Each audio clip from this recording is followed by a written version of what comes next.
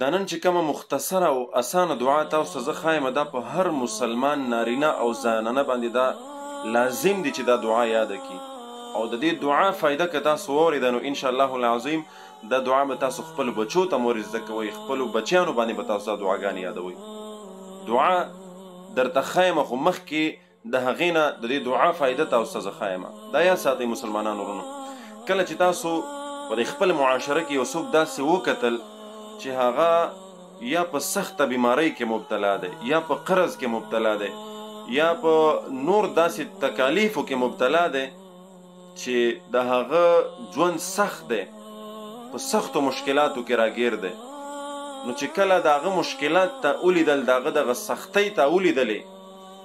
او د هغې نه پس دا کومه دعا تاسو چې زه ښایم دا دعا تاسو وویله نو الله رب العزت به په خپل ژوند کې تا د دغسې مشکلاتو نه وساتي کوم مشکلات چې تا په دې بل مسلمان رور کې وکتل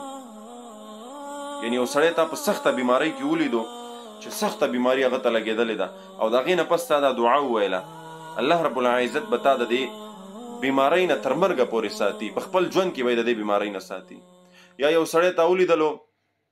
چې هغه سخته پریشانۍ کې مبتلا دی په سخت غم کې مبتلا دی په سخت تکلیف کې مبتلا دی او تا دغه په لیدو سره دا دعا وویله نو الله رب العزت به تا په دې خپل ژوند کې تر مرګه پورې د دغسې تکالیفو نه د دغسې مشکلاتو نه محفوظ ساتي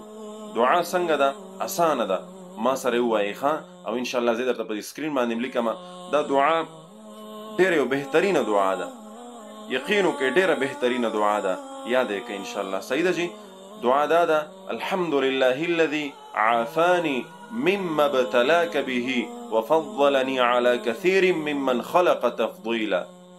الحمد لله الذي عافاني مما ابتلاك به وفضلني على كثير ممن خلق تفضيلا دا زه تاسو په دې سکرین باندې لیکم انشاءالله تاسو به اسانه شي دا دعا خپله هم یاده کوئ او زر تر زره یاده کوئ او خپلو بچو ته خپلو کشرانو ته خپل کور کې دا دعا په ټولو باندې یاده کوي انشاءالله العظیم زندگی به ښایسته شي او بله خبره ده چې دا د دې نورو مسلمانانو ملګرو سره ضرور شریکه کوي